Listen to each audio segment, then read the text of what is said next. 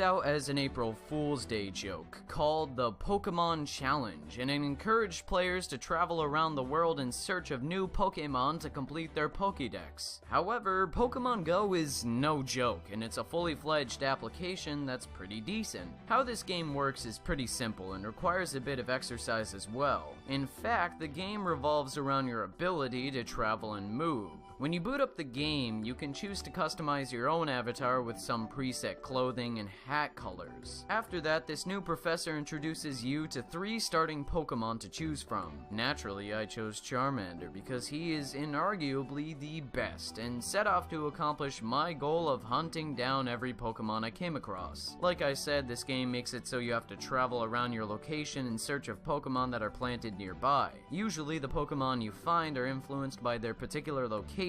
For instance, water-type Pokemon are usually found by the water, and Pokemon like Meowth and Porygon can be found in the city. Since this game is so dependent on location, I'm unfortunately not going to show you any footage of me roaming around my city, which sucks for Pokemon hunting by the way, for obvious privacy reasons. Surprisingly, this feature works well and doesn't even require you to have the open at all times if you buy this Pokemon Watch peripheral. When you do encounter a Pokemon, you can try to catch it by aiming your phone at a spot, tapping the screen, and hoping that it doesn't escape from your Pokeballs. Much like the system to find Pokemon, catching Pokemon is streamlined and simple, which is nice. Plus, it doesn't take that much effort or time to capture these creatures, so you won't have to look silly in public trying to catch a Pokemon for a long while. Not to mention, you can come across other players or NPCs and challenge them to a battle or offer them a trade. Battling and trading are very similar to any mainstream Pokemon title, except attacking is automatic in combat and there's no wonder trade as far as I can see, which is a shame. These features are nifty and straightforward, and while some might be angered that battling is not more in-depth, I don't think that's really the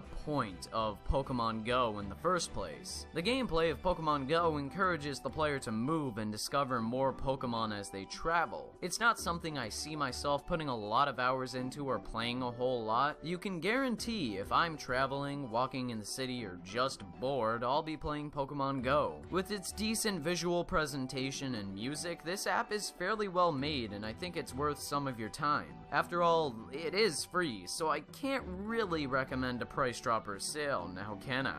If this looks interesting to you, you're a big Pokemon fan, or just want something to do while you're on vacation, then this is the app for you. But don't go in expecting a whole lot, because you're bound to get disappointed. This is far from a complex Pokemon title with a compelling story. Also, you have to actually go outside to get the